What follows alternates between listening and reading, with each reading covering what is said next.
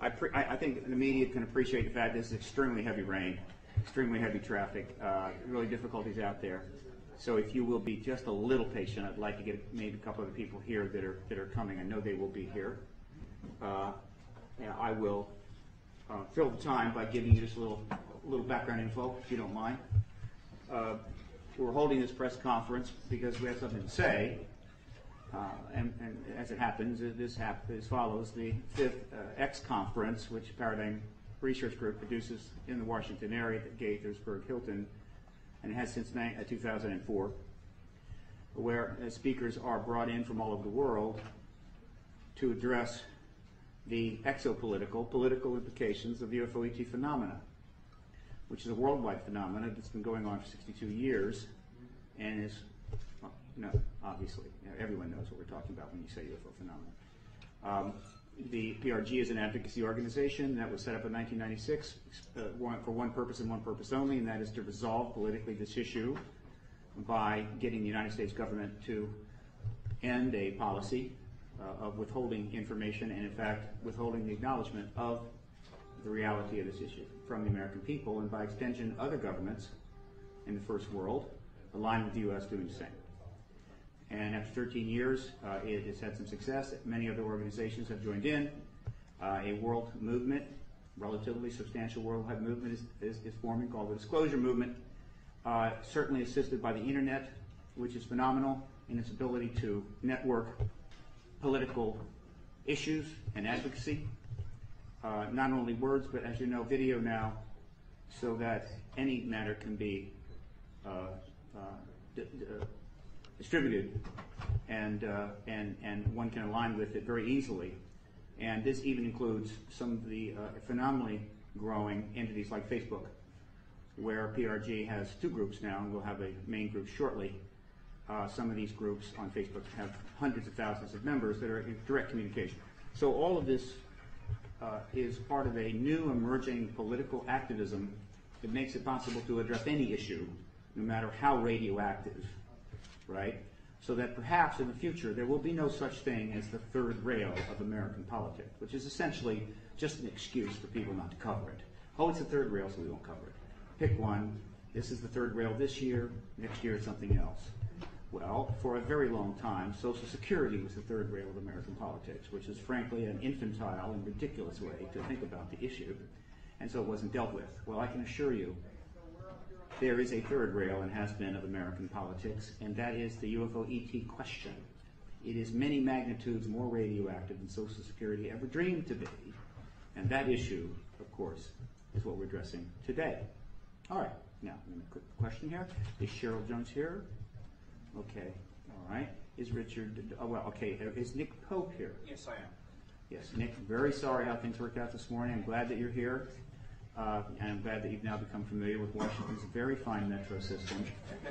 Almost as good as London's very fine metro system. All right? Milton Torres is here. The speaker is here. All right, I think we're going to get underway. This press conference will not last past 11. In fact, it may end before 11. All right? We're going to move very tightly. First, Dr. Edgar Mitchell, Apollo 14 astronaut, will speak to you for a few minutes. And then immediately following that, Major Milton Torres, U.S. Air Force, retired, will speak to you for a few minutes. And then you may ask questions of Dr. Torres and Dr. Mitchell. After appropriate amount of questions, then Nick Pope, a former senior executive with the Ministry of Defense in the UK, will speak to you for a few minutes. And one moment. Nick? Let me get that to you. Did you see that press release that I handed out? I didn't. Okay. I have 2 extras. Where'd they go? Someone who has that press release, hand it to Nick Pope, please. But I want you to see what I wrote. Yes. Would someone give Nick a press release, please? Oh, I had it. Please read that. Rich Nolan just got here. All right, and thank you. Very good. After Nick has taken some questions, then Richard Dolan will speak briefly about announcement about his second book, very important book, following up his first very important book. And then Alfred Weber will speak briefly regarding a UN initiative that is making headway, all right, and take a few questions. And then Dr. Roger Lear will make a presentation regarding significant breakthrough in physical evidence research, obviously related to this issue. And then he will take questions and we will end. We will not go past 11 a.m. Now, the other thing I would like to mention is that all of the speakers, including Dr. Mitchell, Dr. Torres, Nick Pope, and the others, are definitely available for further interviews after the press conference is over. We'll be happy to talk with anybody at that time. So, with that, I'm going to move on. 1 second. This is the same as this, right? Yes. Same thing, set extra copies. That press release. Okay. All right. And so I will now call to the podium a distinguished American, a man who is, in fact, someone who has the right stuff, which includes a doctorate in aeronautics and astronautics from MIT, selection to the NASA Apollo program, selection to a NASA Apollo program moon mission, selection to a NASA Apollo moon mission egress from the capsule on the moon, returning to our world to write several books, found the Institute of Medical Sciences, develop a number of scientific exploration initiatives, a man who has received far more awards than I could possibly list here, but which do include the Presidential Medal of Freedom nomination for the Nobel Peace Prize and a number of honorary doctorates. And he has some things to say to you this morning, and I would like him to come forward now. Dr. Mitchell.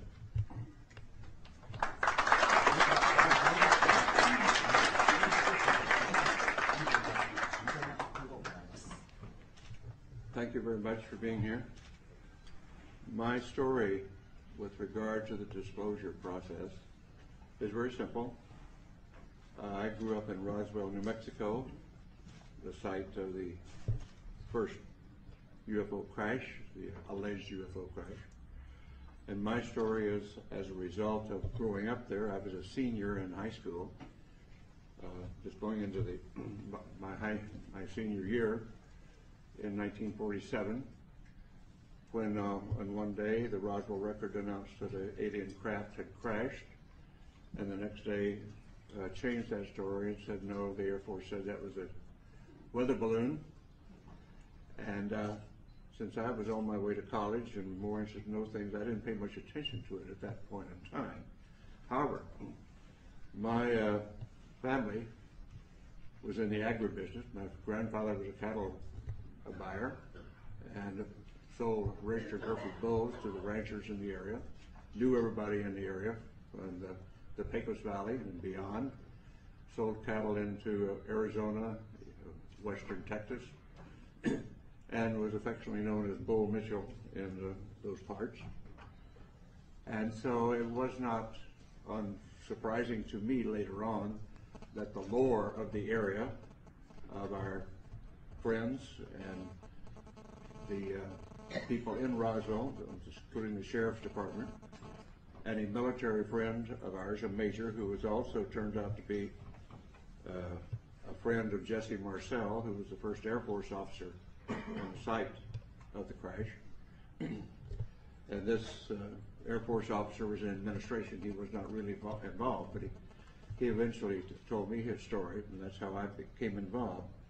So after my Apollo flight, I did very little. I knew nothing but the lore of the region up until that point. But after my Apollo flight, when I was back in the area and visiting relatives and friends, some of the people in the area who had been involved, what I call the old timers, who were involved in the 1940s, 1947, and subsequent with the Roswell crash, and people like in the sheriff's department who had been to the crash site and were supervising traffic.